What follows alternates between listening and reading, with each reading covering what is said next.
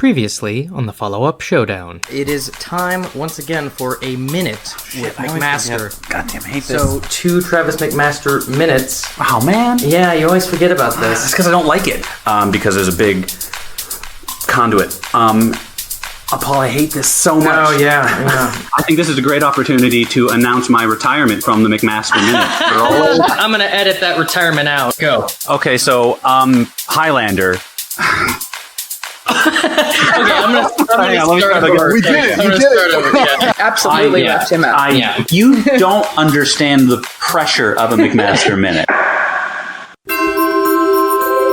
Continuing completed classics. Fulfilling failed franchises. Reinvigorating reviled rehashes. It's the follow-up Showdown Holiday Throwdown! Ho, ho, ho, ho.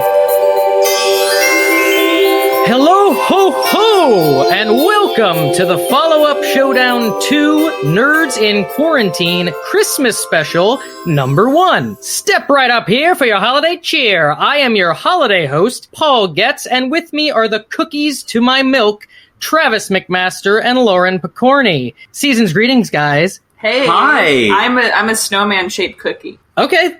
Great. I didn't have a shape picked. Well, you're just one of the peanut butter chocolate balls. As a special carrot for Rudolph, we have an additional co-host today, my sister, Lauren Goetz, who watched this movie with me last night. Thanks for owning a copy, Lauren. Oh, you're welcome. I'm one of the few people left with the DVD collection, so...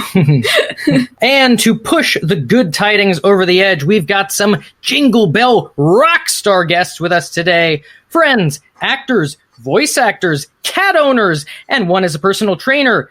Almost. Kelly Nienaltowski and Mark Whitten. Hey, guys. Hi. Hello. So happy to be here. Oh, it's wonderful to have you. Your presence is a present. And speaking of presents, I did have that prepared. I'm going to start things off with a gift to Travis by assigning what is normally his McMaster Minute to Lauren Picorni in what will be the first lovely Lauren Picorni premise. A gift for a friend. Won't happen again. It's a lovely Lauren Picorni premise. Whoa! Are you ready, Lauren, to I break am. down oh, wait. Wow, I haven't even introduced the show yet. If this is the first time you're joining us, this is a show where we take a movie that has either no sequel or a disappointing sequel, and each try our hand at pitching what would have been the ultimate one. So, we're going to start things off by having Lauren, in 1 minute, break down everything that happens in the movie we were talking about today, 1995's While You Were Sleeping. Are you ready, Lauren? I am ready. Okay, go. Okay, Sandra Bullock plays Lucy Monoratz. She works at the L in Chicago, and she has a regular everyday who she has fallen in love with from a distance. One day, she sees him roughed up by some thugs, and he gets pushed on the tracks. So she runs to his rescue and grabs him and rolls him off the tracks. He's taken to the hospital in a misunderstanding. A nurse thinks that she's his fiancée, and this causes shenanigans with Peter, the unconscious man's family, who I did not say, but he's in a coma. So they're all very loud and are very excited about Lucy. So Lucy goes along with it, and shenanigans ensue. But Peter, the man in the coma, has a brother who Lucy falls in love with along the way. And also one of their friends knows that she's not actually the fiancé. But they decide to keep it a secret. Peter Sorry, Lauren, that's your minute. This is hard. Now you know what it's like. It's very hard. I got increasingly nervous as it went on, as I realized how bad I was doing. In terms of anything not included in the minute about the movie that I can think of, Second and third act. Well, I mean, it was pretty much all in there. The family convinces the once comatose son Peter that he had amnesia and should remember his fake fiancée. he kind of buys into that and then proposes to her. She's going to get married to him, but at the wedding, she confesses everything and that she's in love with the brother, Jack. And that's pretty much it, I think. Yeah. And they hook up. Jack proposes. Yeah, the whole family, to some extent, proposes. Yeah. With Very the notable exception of Peter. Yeah, the grandma's really into it, the proposal there. Yeah. Like, I feel like it was almost the grandma's proposal. Yes, it should be. He's gonna do it, or whatever. Yeah. Letting him do it. Yeah. Now, Lauren, this was your suggestion for our Christmas episode, and I want to pose this question to everyone because I have mixed feelings on it. Is this a Christmas movie? Kinda. I consider it a Christmas movie. I've watched it every year at Christmas since I don't know, forever. I can't even recall whenever I wasn't doing that. Oh, I see. So I consider it a Christmas movie. Well, Yeah, that's unusual criteria. I wouldn't consider Aliens a Thanksgiving movie, but we watched that almost every year. On Thanksgiving? they're not Second, the same. well, but you said it was a holiday movie because you watched it every holiday. And it also has Christmas in it. I would have led with that. I just assumed you knew that because you watched the movie. So you think Jurassic World is a Christmas movie then? No. But it has Christmas in it. So anybody else? How did we interrupt? That was so good. I would say that no, this is not a Christmas movie. Just because it has Christmas in it, it doesn't really revolve around Christmas, and Christmas is over in the beginning of the movie. Mm-hmm. I would say that it has a very effective Christmas scene in it where they're opening gifts. Mm-hmm. And an effective New Year's scene. I want to agree that it is because I always am one to argue that Die Hard is a Christmas movie.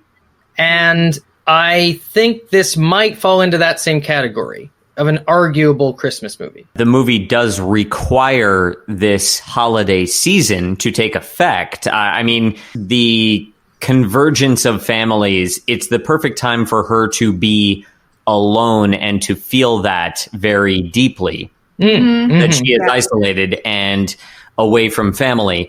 Now, the fact that Christmas is over within 15 minutes, I would say that it maybe isn't specifically a Christmas movie, but it revolves around the holiday season. You know, it kind of encompasses into New Year and then that starting of a new beginning, right? And I'm not sure if the movie would function as well if it were placed on any other time of year. I can't picture her during the summertime dipping her Oreos into her cat's milk. She'd be in better spirits. Everyone I would think be Mark- much meaner. I mean, I would think in Chicago in Christmas time, everyone would be really mean anyway. There's no way of being happy in Chicago. It's cold. Any medical staff in this movie are totally mean. Every single doctor and nurse, except for the one nurse, they're so mean. Okay. The one doctor that comes in and says, "This is supposed to be family only." Yeah. It's really Angry doctor, irrational. Yeah. Funnily enough, the film was originally not supposed to be a Christmas movie. The studio wanted it set during the holidays as it would be easier to sell. So I guess that was a latter addition. Easier to sell, not that it would actually. Wow, and here I am talking about how they made these decisions based on character. Well, never mind. It was also originally a man pretending to be a comatose woman's fiance, but the studio thought that would be too predatory. Not all studio notes are bad. I agree with that one because that was something I considered for a sequel, and I was like, no, it hits different if it's a man with a woman in a coma. Interesting. Would that have been more of a spiritual sequel or characters connected to this movie? It probably would have had to be a reboot, if anything. Okay, sure. A reboot with Adam Sandler. Terrible. Yeah. It is particularly shady, though, just the entire premise of the movie anyways. That's the first thing that we notice, and maybe we're going to get into this later, but the first thing, because this is the first time we've seen the movie, but we're like, she's just kind of going along with something that's a massive problem where she's fraudulently going to be this man's fiance and possibly benefit from this person who is now in a long-term coma, but she seems to, do no wrong in her life whatsoever. And there's a jaunty trumpet playing beneath all of these scenes. Yeah. And you're just this is cool. Yeah. Whatever. And you even have the Godfather, who's just yeah, I overheard all the problems and the lies, but I'm not going to say anything to my family. It's shenanigans, it was the 90s. And yeah, we spent a lot of the movie trying to figure out what instrument was playing. I decided on oboe. It was always that same theme, no matter, even when he's on the tracks about to be run over by the train, it's like, it just gives you that sense that everything's going to be okay, no matter what they do. I feel like in the 90s, comas and amnesia were thrown around like hotcakes. Yeah. It was a very hot time for... coma, amnesia. You pop out of those in and out. No problem. Yeah. Build the plot around it. Why was he in a coma? I mean, he fell. I guess he hit his head, but Pretty hard, he didn't look very. A scratch was on his head. Oh, coma. Shiner. Going into notes on this movie, it was originally titled Coma Guy. Why did they change it? Adam Sandler. Yeah. It was titled Coma Guy? Coma Guy, written by Daniel G. Sullivan and Frederick LeBeau. No other writing credits. Shocking. I find it shocking because to me the script, I'm not saying the movie doesn't have problems, but the script in itself seems pretty sharp. It's a lot of dialogue of family member, line, wit, reference. It's very... Great characters. Yeah, I'm surprised that these, maybe they're playwrights or something, but I was surprised to see that they're not regularly working. Especially in terms of the 90s, I feel like this stands out among romantic comedies. Maybe this was their dream project. Like since high school, they were going to sell Coma Guy. I wonder if because the final line of the movie is, he asked when I fell in love with Jack, and it was while you were sleeping. I wonder if that was always the original final line. No, the original final line was Guy. Yeah. I must say, I hate the title, and I'm just surprised that they couldn't have come up with a different one for it. I just think that while you were sleeping, very much to me elicits the idea that this movie is more about Peter. It doesn't add anything to the story that she fell in love with him while you were sleeping. Peter, who is basically almost a tertiary character in the movie. It just is odd that it revolves around him. And then even like Coma Guy, again, it's like the person in the coma seems like the lead character. Unless, since the movie was supposed to be a guy, then it's a guy taking advantage of comas. Right. Then maybe that makes more sense since our lead character is the coma guy. And in that version, he's doing that all the time, hanging around coma ward. He's like an ambulance chaser, but for comas. Yeah. Also, while you were sleeping, I literally thought for years, because I hadn't seen this movie, it was like a drama, like about a stalker, because that does not sound like the type of comedy to be like while you were sleeping. It just sounds inherently creepy. That could totally be a name for a horror movie. Totally. I can see it. Not to linger too much on just the final moment of the film, but it's maybe my biggest note that at the end of the film, they've just been married. Spoilers. Lucy and Jack, the brother, get married and I guess take the L to their honeymoon. To Italy. Right. They take that baby on a joyride. Well, and they have a banner that says just married at the back of the L, as well as, I guess, cans and stuff tied to it. Yeah. But even all of that, I'm more okay with than the fact that they are hanging out of the back of the train, kissing. Yeah. Also with, like, no one watching them. Yeah. It's not, were they like... right. No one's waving. Like, if you easily put the family in there, would have made a little more sense. That's true.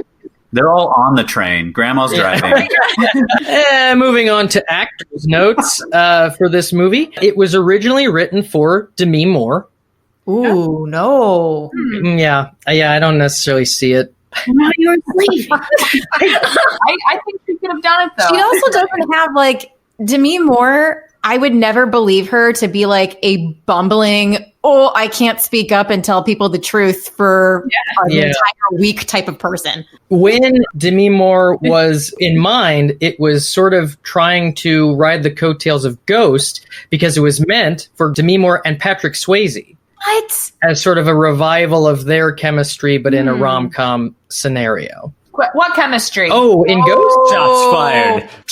You heard me. Wow. I mean, I guess they haven't seen Ghost in a minute, but These people don't love each other. interesting. I mean, I'm only really remembering Whoopi and the Best part. And the pottery. and the pottery, which is, I'm getting a little hot under the collar thinking about that scene. I mean, as I recall, pretty Ew, effective. I'm here. Well, I mean, not actually, but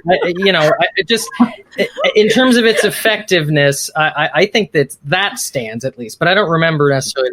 Messy. Sure, yeah. Messy. But yeah, they just, I don't know. Yeah. Messy. And No also, was chemistry. Patrick Swayze? So Patrick Swayze, I'm assuming, was supposed to be Jack. Correct. Yes. Oh. Wow. Yeah.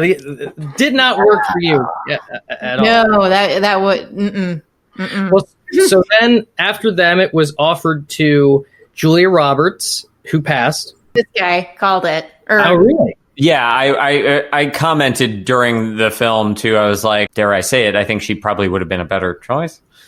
Wow. Sorry, Sandra. Sorry. Controversial I like you episode. a lot, but I like Julia Roberts in that role. Okay. I guess I just don't see the normal girl thing for Julia. She's less girl next door than Sandra Bullock. Like Sandra Bullock has that easy, witty softness, where Julia Roberts, I feel, and everything I'm thinking of her in, she has a pretty sharp edge to her characters. Someone hasn't seen Mystic Pizza. I have not. I mean, that's young Julia, and also girl next door is the term I was searching for. I will use that appropriately from now on. When Julia was in consideration, Matthew McConaughey signed on for Jack, and was dropped because of his accent. Oh. Does McConaughey have an accent? The next pair, I think, I'm very excited to see you guys' reactions because it feels very comfortable for me, and I'm going to explain something else in a second. But offered afterward, before it became Sandra and Bill, to Gina Davis and Harrison Ford. 1,000% no. No. Absolutely not. No. Not in a million years. Oh, I am. Wait a minute. Well, hold on, everybody. I'm shocked by that. Remember, can we remember for a second Sabrina before we go stampeding towards the nose? Well, oh, you mean Harrison? Harrison is the no, or Gina's the no? I think Harrison's a yes. I could see him as Jack, very much. I see Harrison. Gina was the no? No, I don't think Gina is. For me, because to me, Gina splits the difference between a Sandra and a Julia perfectly. Yeah. She's fun-loving like Sandra, but, looks like Julia. Oh. I mean, what was everyone's problem? Yeah. What was everyone's problem? I don't like that pairing. yeah, I don't like them That's together. First of all, I feel like Harrison Ford and Gina Davis together is weird. Okay. Romantically, I don't see that at all. Also, Harrison Ford to me, and not in everything, but there's a certain suaveness that I think he's above Jack in this. Oh. Yeah, that was going to be my point, because Harrison's the no for me. I'm not as acquainted with Gina Davis, but when you said Harrison Ford, I was like, no, he just doesn't seem like he'd fit the bill for Jack as a character. Yeah. He's got too much of this independent kind of give zero craps. Are we allowed to swear on this show? Yeah, I get it. He would, because I could see him building furniture and being, Which is funny because he was actually a carpenter. right. Yeah, if Harrison Ford played Jack, he would have already told his father that he wanted to leave the business, and it would have opened his own business. That is Also, I feel like he and Gina Davis would butt heads. I don't know. I feel like they're both too big of personalities, and they wouldn't have good chemistry. Yeah, I don't. Bill Pullman and Sandra Bullock really taking a beating during this one. I like them. Yeah, but you've indirectly called them both soft-spined cowards. I mean, I think Sandra is just a consummate professional. I think she would do anything. And as far as Bill goes, he just doesn't have that many character credits to his name. I'm glad he has this. I'm glad he has a rom-com lead like this. He's been around. He's been in a lot of stuff. He was in A League of Their Own with Gina Davis. Yeah, he's in it. He was in The Grudge and Scary Movie 4. He's a team player. Okay. Team player. Yeah, I don't think he has another romantic lead. Am I wrong about Not that? that I'm aware of, but I don't know his filmography very much. I keep picturing Kevin Wow. Kline movies, so I guess you're right. Yeah, no. Wow, we've never spent this long on actors' notes. This is a record. Lots of thoughts. You got a couple talkers here. Yeah. Just wait. Yeah. Okay, yeah. So, before we start pushing things towards the pitches, any other thoughts that anybody has on this film? This was both of your guys' first time seeing it, Mark and Kelly? Yeah. It did have, I think, one of the funniest, randomest things I've ever seen in a movie that had me laughing, like doubled over on the couch We had to rewind it a few times. a few times when they're towards I can't wait. the movie before the wedding. Jack is waiting at the elevator with Peter in the wheelchair, and they're talking about the squirrels. And it's just here. Do you want to be Jack? No, you be Jack. 'cause I'll be- okay. You know the thing. So So you're Peter, Yeah. and I'm Jack. I threw a rock at the nest, Peter. and then I saved them.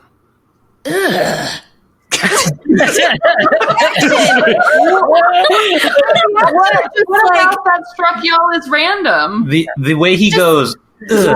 I mean, that's really reaction funny. because it's like Peter, like the way then he I says it, like he's just Well, you had a similar reaction. That's a really fucked up thing Well, to it's do. a you know? lifelong lie. He's sent you Yeah, a child he was in the credit for newspaper saving for it. squirrels. it's so Yeah. serious. It just came out of nowhere, and then just the reaction that like Jack, who's supposed to be a more like grounded guy, and his reaction is ugh. Like As far as Peter goes in general, for me, for my money, first of all, I had seen this movie once before. The first time I remember just being sort of shocked at the audacity of the premise and her just not telling the truth. This time around, I was over and over again given more justification than I remember. She's not just told by the family friend. She's told by like 3 separate people. Well, just stay in it. Just keep lying to him. Like, Also ridiculous that her Yeah. her boss, who apparently doesn't have an office, just conducts business outside. When she's like, "Hey, I'm lying my way into this dream guy's fiance, and his entire family thinks as much." And he's like, "What's the big deal?" And Yeah. I nearly like tossed the remote. I was like, "What's the big deal? Who writes that?" he completely changes his tune. Yeah. By the next time you see him, though, he's 100% on the other side. His arc is amazing. Yeah. The audacity of the concept is what you were. Yes. Well, and again, I was given more reasons than I remember, at least in terms of people literally telling her to do it. Also, I think to some extent we are supposed to buy a little more into than I did the first time how desperately lonely she is. yeah, at the end when she's confessing, she's like, I've just been so lonely, and like I just grew to love this family. I felt it more then when she was like saying it, but I'm like, I didn't feel that early on to justify what you were doing. I didn't feel like they built that up enough in the beginning to be like, yeah, I understand why she's not saying anything. everyone, with respect, entered into this movie entirely incorrectly. What this whole conversation to me sounds like y'all walked out of a Marvel movie and went, but you wouldn't be able to fly for real. Like, no, of course not. That's what you accept going into the picture, is that Sandra Bullock is going to drop her oranges and fall onto a man, and everyone's going to do some kind of really horrible stuff, and we're all going to go, whap, whap, it's cute. Yeah, like I don't know. Maybe I've just been watching this my whole life, but like this just feels like none of these things ever bother me. I'm like, yeah, it's perhaps a little outlandish, but it was just like a '90s movie. Well, like that's what we were doing. I should point out that the way Lauren and I met was through a series of intricate lies.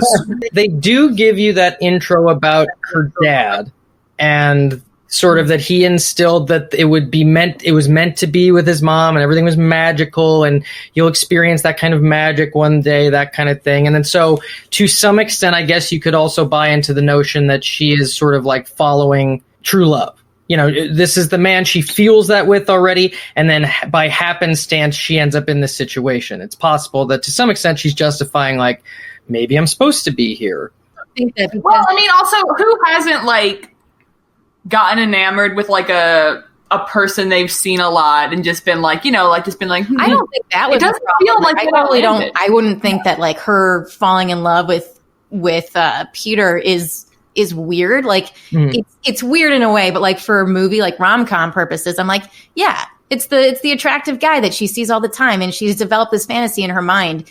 But the not saying anything was the thing. But I think you bring up a good point though. Like if I had seen this as a kid and liked it then, I feel like I would absolutely be able to justify it because that was my first time seeing it. But seeing it for the first time in 2020, I'm like, what is this? Yeah. It could be true. It's like a fun, ridiculous movie, but also it's just a 90s romantic comedy. So, I mean, I wasn't expecting it to be deep, but I laugh at how ridiculous the premise is as well. So.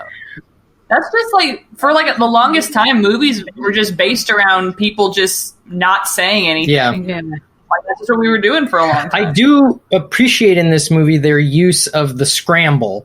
Like, they use it well. Other movies use it, I think, a little bit less well than this one. Like, when she's told he doesn't have a cat, and then the cat shows up at the right moment to save her and stuff like that. Yeah. And one of my favorite devices this movie employed was her box of secret knowledge that the orderly gives her. He's like, here's his effects, and it's just a box of like, she can just pull an object out and go like, I know a secret about Peter now. And the happenstantial man that approaches her outside of the elevator to tell her all about the time that he ripped off his friend's testicle with a pencil and is still upset that the friend blames him for it. I don't play basketball, not to surprise anybody, but I don't know what kind of basketball playing shorts have back pockets. I don't know why just being a lawyer means you would carry a sharp object in your very thin basket. Like, I don't understand. Side up. Yeah, you'd leave it in your... Was he like, you know how like in basketball when they get up behind each other and they're like doing that thing, like I can't... Like guarding. Guarding. Yeah. Like, was that how it happened? He was like, God, the mess on that court. My God. Yeah. That makes you want to watch like A Few Good Men, like a serious movie with lawyers, and be like, how many times they take pencils out of their hands. You're out. Yeah. But for the fun of the movie that we all agree that it has in spades, I think the fun of this movie, the family alone, delightful. But for my money, the MVPs of this movie are Peter, because he has this amazing arc that I've never seen anybody else have, in which he is assigned amnesia that he doesn't actually have, which gives him these amazing reactionary moments like, do I like Jell-O? A, B, C, D, E, F, G. And Joey Jr. For me. Love him. For anyone who hasn't seen the movie, he's not really worth mentioning in the minute, but Sandra's downstairs neighbor, who is just a charmingly lascivious loser. And that's perfect. Charmingly lascivious. He was definitely doing some messed up stuff that the movie just goes like, what a scam. And that actor sells the scam. So every single line he says, he knocks out of the park. In another actor's hands, that character could have fallen completely flat. I wanted the best for him. I was so happy for him when he had that girlfriend for one scene. What an outfit on her. He was so sad when it didn't work out. But then Sandy let him try on her shoes. That's true. Supportive. They're buddies. Yeah, I did like that just sort of, nobody really scoffed at it, or especially for the 90s, the fact that he just liked women's shoes. He had a little bit of a cross-dressing streak, and that was just part of him. That was great. Yeah. I like when his hat gets honked. So far up on his head. Roddy. Well, I was just going to say back to the boss, like, she needed to just stop asking him questions because everything was just like a hit. You're the only one without a family, Lucy. Like, she goes to him with her problems, and he just has no advice. He's basically throwing his hands up, just going like, Lucy, I just wanted you to work Christmas. I shouldn't be doing anything you're doing. I don't know what you want from me. That's why he changed his tune so quickly. He's trying to get her to just leave him alone. Yeah, he's just not invested. Yeah. I got work to do. He says that. I also love how the invitation she gives him is like a yellow flimsy piece of translucent paper. So That's thin. her wedding invitation. It Well, was- also, why are they getting married immediately? Like, he just re-proposed. Peter has had a sea change in his life. I think maybe we were worried about, like, Grandma was really invested in this wedding, and we're maybe worried about when she's Okay. going to be able to make. Frail, though. no. Yeah, he seemed pretty great, like, on it. I'm just trying to answer your questions for you. And I do appreciate also as part of Peter's arc that he because he's assigned amnesia, he believes he's having this reawakening where he wants to be a better man and all this stuff. And I like that we don't see that arc completed. Because Peter's meant to be portrayed as a shallow, vapid, rich asshole. No, it's great. He hasn't actually changed at all. He just, like everything else with him in the movie, is essentially told that he has. Yeah. He's even told he's no longer interested in being married to the woman he proposed to. He's sort of like a bimbo is just sort of looking around. He's like, oh, okay, well, Technically, she moved to Portugal. And was married. Yeah. Which doesn't make Yeah, married. Yeah. So I feel a little bad for the guy. And All left right. the cat. Sorry, go on. Yeah, mean. That's true. oh, lucky him though. That cat was beautiful. Super cute. Oh, yeah. Well, it was Oh, so angry face. Yeah, I could have used a little bit more of Sandra's cat in this movie. I felt like Lucy's cat was underrepresented for being her like best friend. Yeah, she only showed up twice. Yeah. It was Maybe sad. they didn't want to, play up the crazy cat lady trope that, But that, sort of like Kelly was saying, they should have. We should have gotten the sense that her life was in shambles. Yeah. She dipped her Oreo into his milk. Yeah. That's the bottom, guys. pretty That gross. was the key.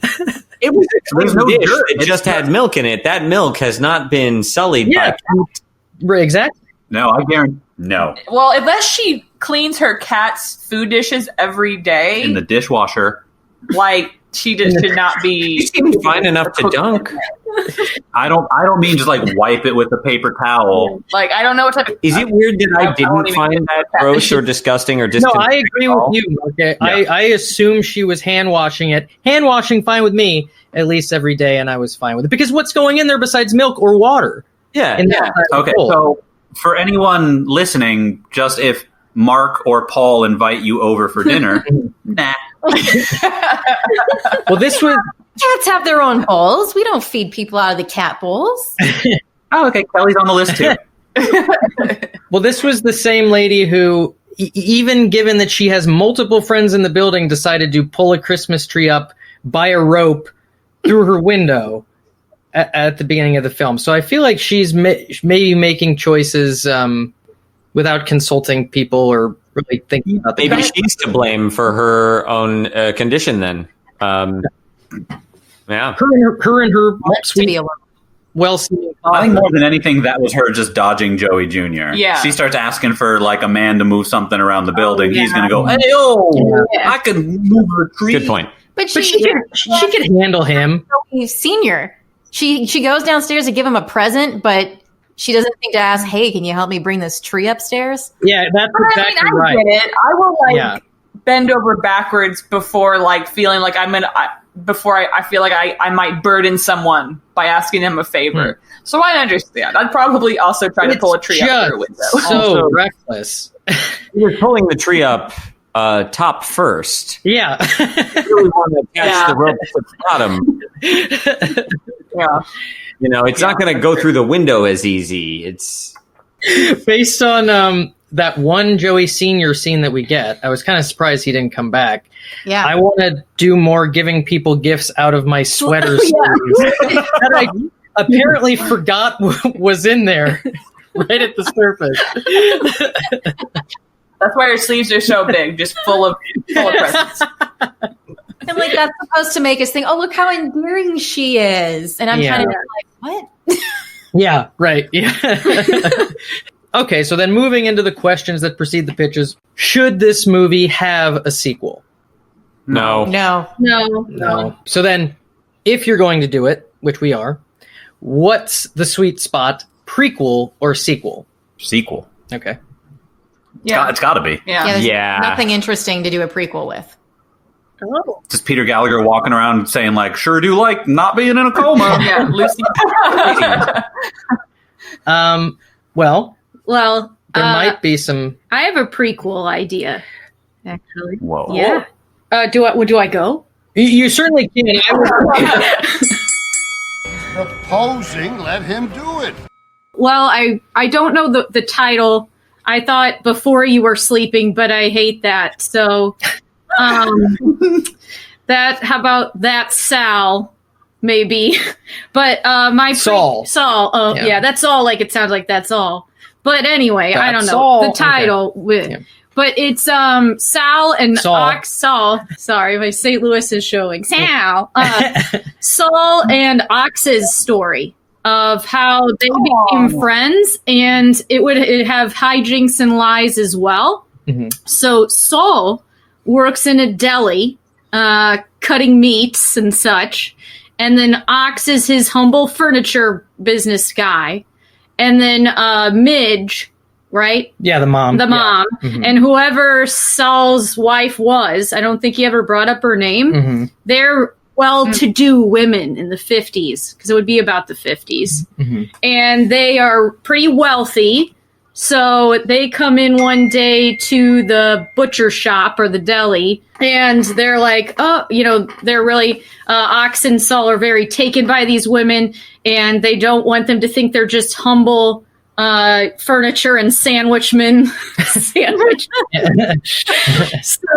artist. Yeah, so they lie that they are like CEOs of Meatland or something. Might be a little improv. Yeah. Go on. Or a large distribution factory or something, and they're just like they're testing out the store. Yeah. And I can see that. so then the hijinks ensue of them meeting their parents with like stealing suits and oh no, wait, another way you could go was Saul lies, and then Ox pretends to be his boss, and they go to like a fake office. Yeah, I like that. To like entrance the ladies.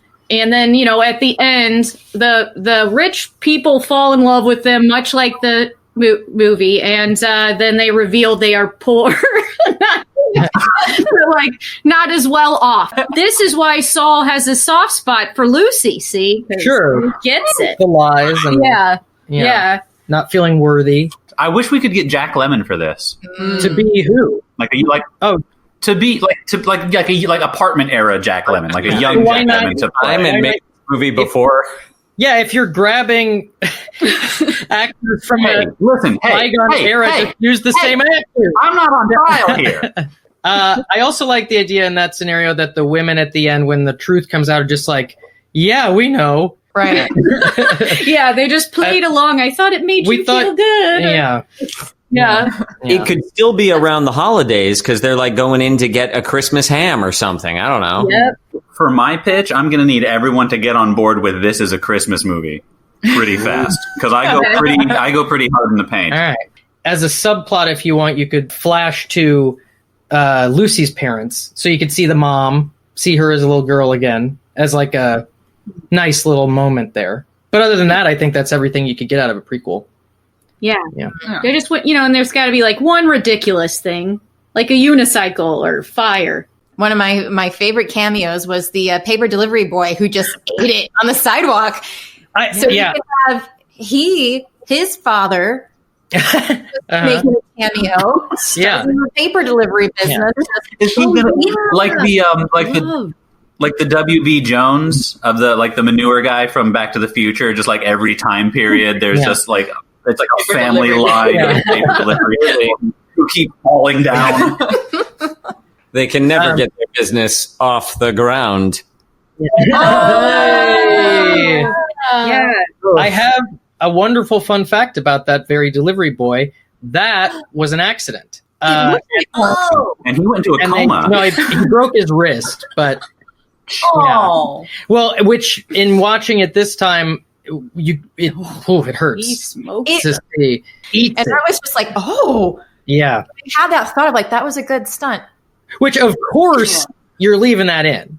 You know what I mean? If you're just trying to get a shot of the liver boy and that happens, you're leaving it in. But it's also a nice thing to be able to run up to the poor kid and be like, oh, that was great. Great job. Good news, you're not getting cut from the movie. Yeah.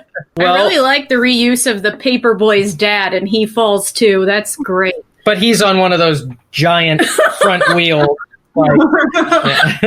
Absolutely. Well, moving on into more pitches. We also have one that our mom wanted us to drop. So That just sounded like a joke. Like our mom said we had to pitch this one. she's thing. a really huge fan of this movie. She hasn't left it alone since we told her what movie we were doing. So we have to at least give one.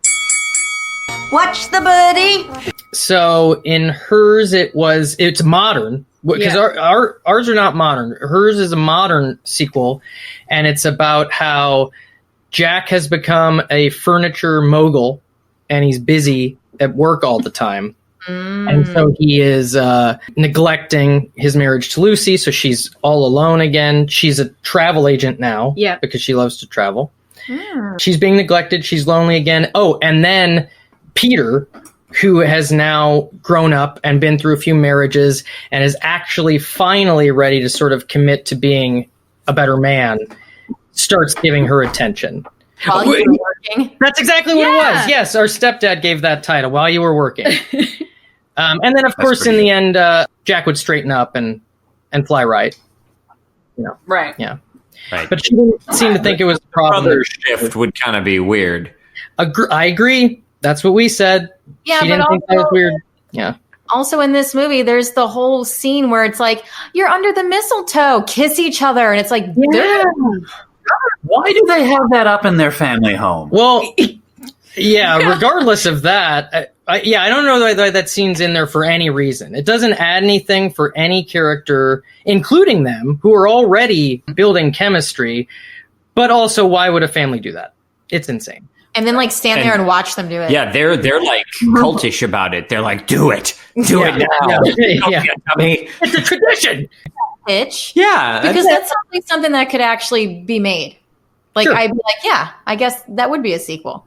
Yeah. Nostalgia's huge. Oh yeah, yeah. There's a new Saved by the Bell, so Yeah. Well, Paul, let's keep it Getzing and just roll right into yours. Yeah. All right. I'll do mine. And as my gift, another gift to you guys, as well as the listeners, it's short. I'm so embarrassed. I got the listeners the same thing. I'm making a clean start with Lucy.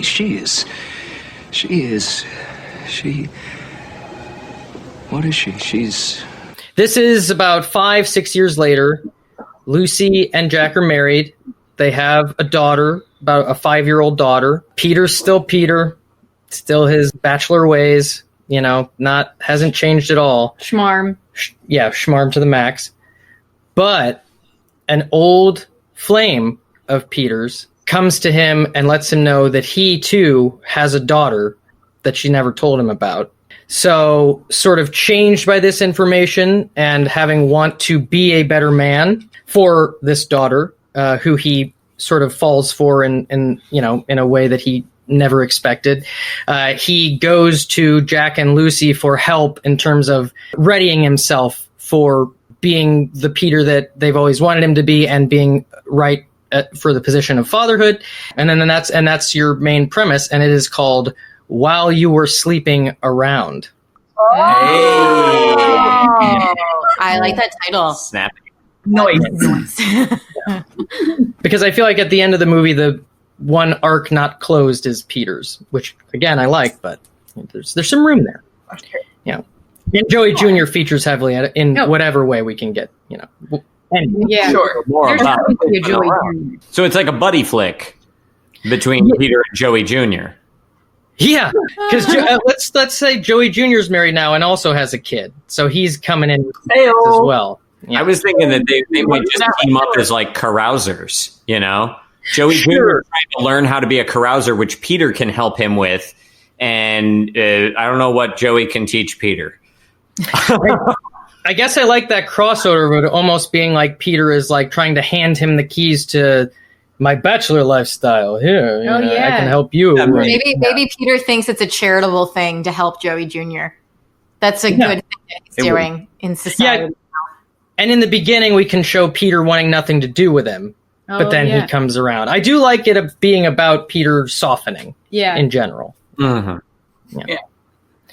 All right, cool. Well, would anybody like to go next? Why can't I speak? Mark and Well, Kelly. we got a bunch of like one-liners. Yeah. We don't really have extensive pitches. Got this far. I'll take you the rest of the way. You gotta watch. So, I mean, first, I guess it would just be while you were sleeping again, which is literally anything that happens while Peter is in a coma again. But I do like that you're leaning into that title you don't like. Of like, well, they're gonna be called this, and it really it pays off in the same way, right? Because how did it happen? Just while Peter was asleep. Yeah. Or it could be like a 24 style action feature where Peter just bookends it by going to bed, and then there's some horrible like kidnapping that happens, and they have to get through it, and it's like over the course of 8 hours, and then Peter just kind of bookends it by waking up at the end and having some involvement. And they don't necessarily mention it, but because the action takes place while he was sleeping, the title scans, and that's the best part. I like that that pitch sounds to me sort of like the scary movie gag that like every movie ends with someone getting hit by a bus. Now we're just pitching any sequel. It's just also Peter Gallagher's version. It's a totally separate cast outside of Peter Yeah. Hey, I like creating a universe, so it's very hot these days. Let's see. So the other one we had was riffing off of the final line where she's like, he gave me the best gift, a stamp in my passport. And it opens on her saying that same thing. He gave me the best gift, a stamp in my passport, and I don't remember anything. And so in her trip to Florence, she either has like amnesia or narcolepsy. Because it happened while she was sleeping, and it's a rom-com about Jack kind of having to get her memory back about why she loves him.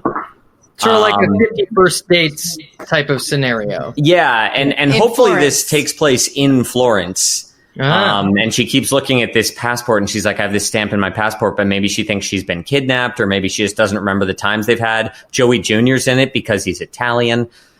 He's in Florence. But how about this? We get that actor back, and he just plays different people in Italy, like everywhere they go. And then, I'm a Giannino Jr. Oh, yeah. Those were great. This voting process is going to be a nightmare. I don't dislike any of these. Mm-hmm. Mm-hmm. Lauren, did you want to tell everyone what your pitch was? Okay. Wow. You picked this movie, Lauren, right? Well, I'm just embarrassed because it was one of Mark and Kelly's pitches. Oh. Okay, now, all right, what about the other thing?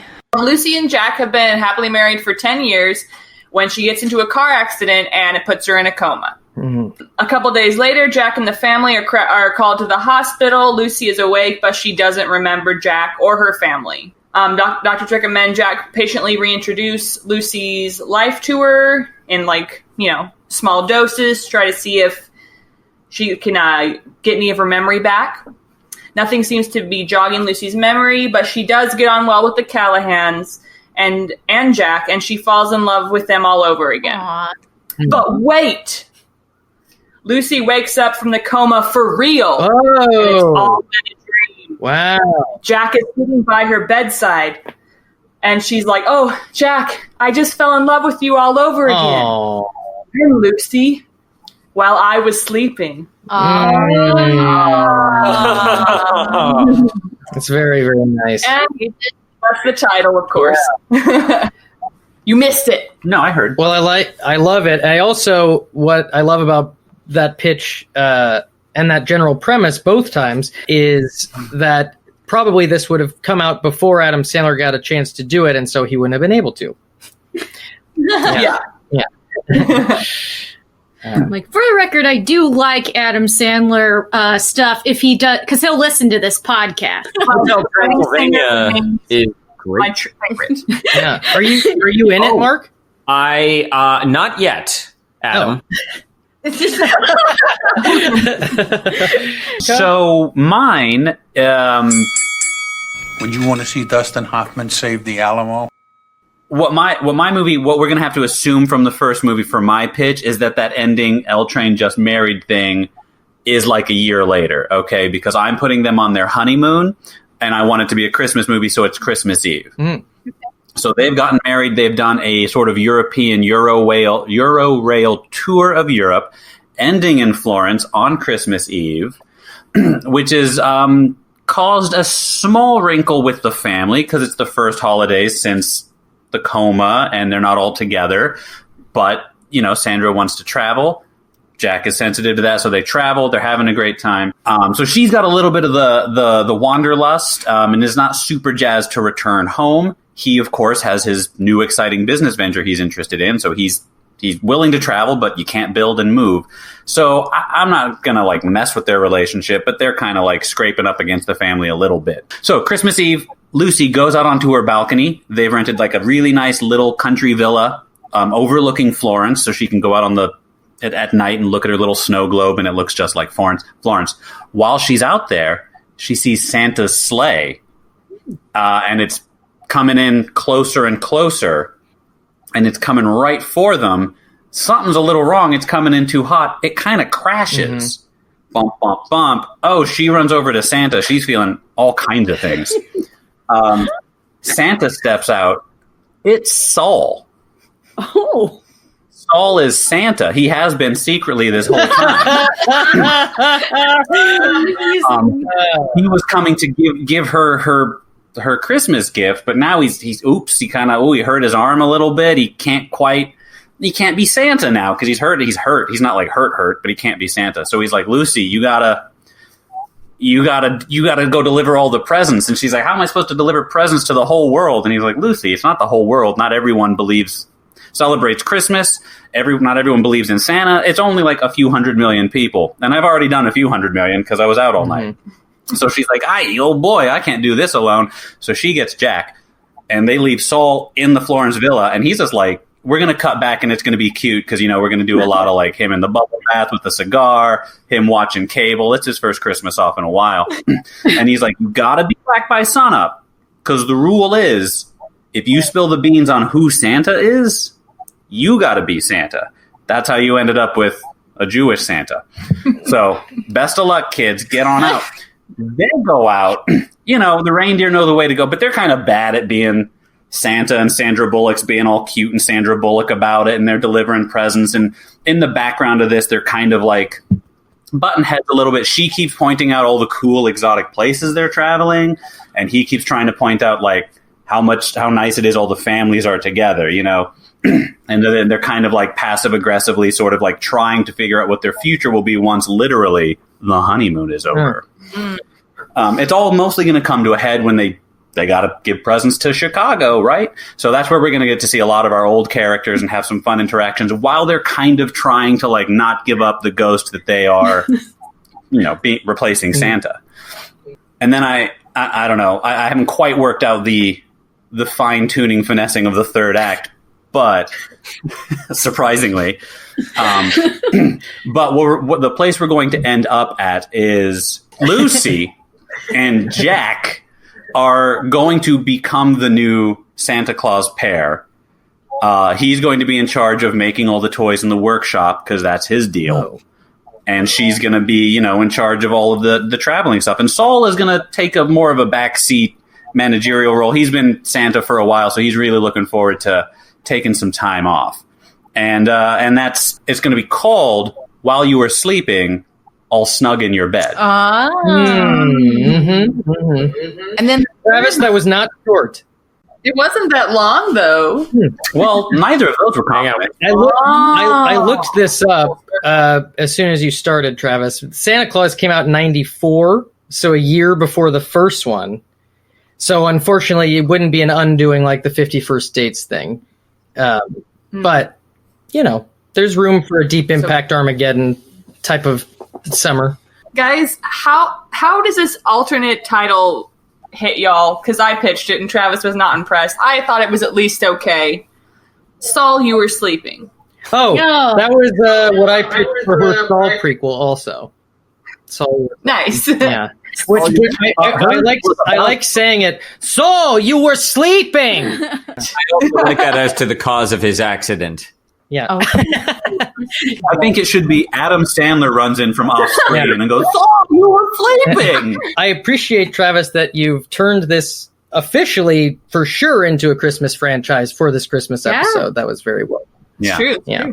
All right. Well, yeah, this voting is going to be a mess. Are any titles to any of us individually standing out as the winner? Was there a particularly interesting or thought out pitch that's very on brand for the season or something that's jumping out at anybody? Or I must say, I'm a little enamored of the prequel idea, actually. And I didn't expect to be, but the more you talked about it, I started to fall more in love with the idea. I see Travis freeze-framed shaking his head at me. Well, I was just going to say, it's not the first Lauren I've lost to on this show.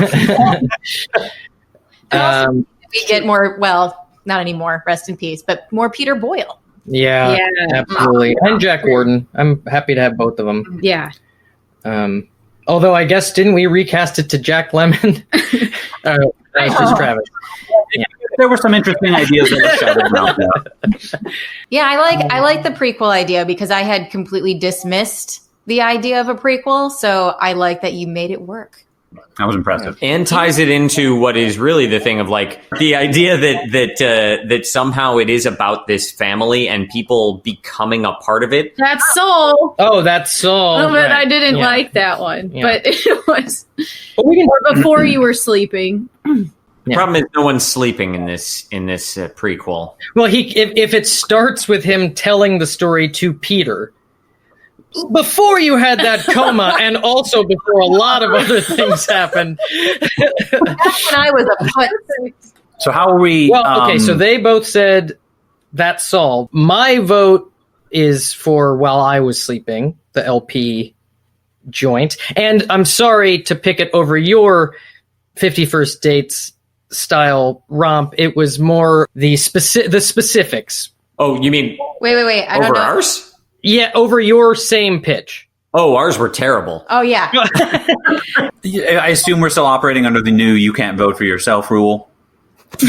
It's Christmas, so let's say no. No, it's fine.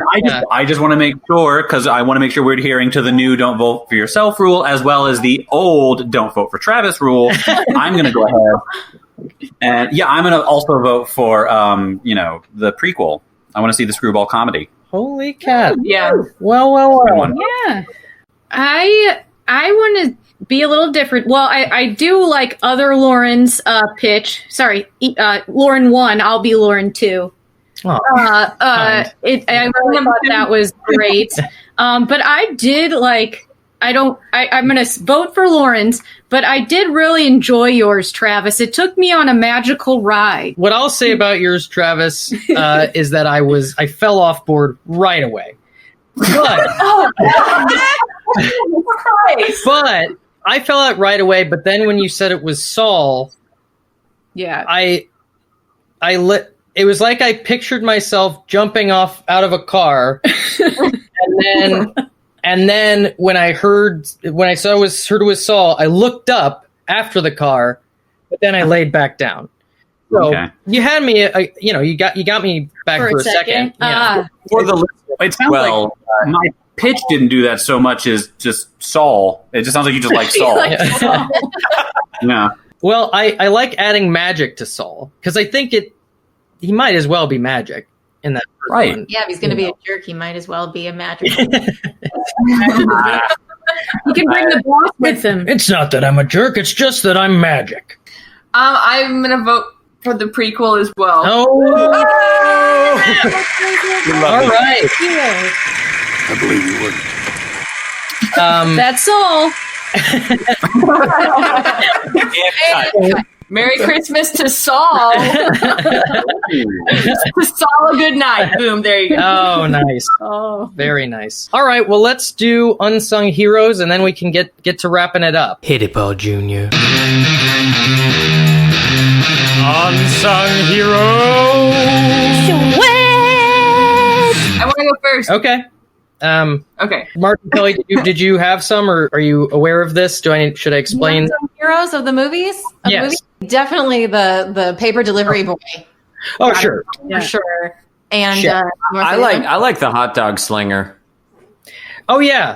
The guy who's constantly just getting razzed by, like, he's just very bad at remembering people, and they all have the usual, and he's just, he's an angry Chicago hot dog person. Yeah. Lauren, I'm sorry. I didn't mean to help them cut in line. I was just double checking. I'm sorry. That's what it feels like to lose, by the way. Oh, I got scooped twice this episode, so also the paper delivery boy. Oh, okay. No, nobody else? Okay. Because there's a couple. I thought this movie was the most full of unsung heroes of anything we've done. Mine was just the camera. The camera with that stick. Yeah. That was flashy camera. Yeah, there wasn't anything specific said about it, but I do remember Lauren saying, "Look at that camera!" Speaking of non-human unsung heroes like the camera, my non-human one was Peter's outgoing message, which was like, "Hey, this is Callahan. Leave a message after the beep. Ciao." That's a beaut right there. And then, boy, I gotta pick one because there's two. I liked the guy at church that was like, "Can you keep it down? You're disrupting the mass." He was hilarious. Oh, the adorable doorman, the stuttering doorman. I felt so bad for him. I don't know. You've got another. Yeah. It's when Peter's having the discussion with his actual Ashley, maybe fiance. the fiance. It's the guy who's in the hospital bed next to him. Yeah, his roommate. Yeah, his roommate. Oh, yeah. I love that they theoretically have a friendship and that he understands, like, when he chimes in with, like, "Oh, it's in Paris." Yeah. What about the doctor that, like, Peter is talking to himself and then he's like, "Whatever. Yeah, man," hands him the box. Oh, the orderly. Yeah, the orderly. Times. And earlier in the movie, he goes, "Something about your husband." "He's not my husband." "Sorry, fiance." Yeah. He's pretty sung. He shows up a couple times. Yeah, that's true. Yeah. And the cop at the beginning that the nurse who makes the mistake says, "That's his fiance," and he like goes, "Oh." I also like, there's a nurse that when they're giving blood, and she says like, "Sit here and sip this or you'll get woozy." Woozy. That's right. Yeah, Another inanimate objects that we were kind of like, what? The doggy poopy that he steps in when they're like, it's like that overhead shot of her like by the Chicago River, and she's like, "After doggy poopy" or whatever she said. And we're like, she definitely says doggy poopy. or like, "Oh no, why did he fall in love with her?"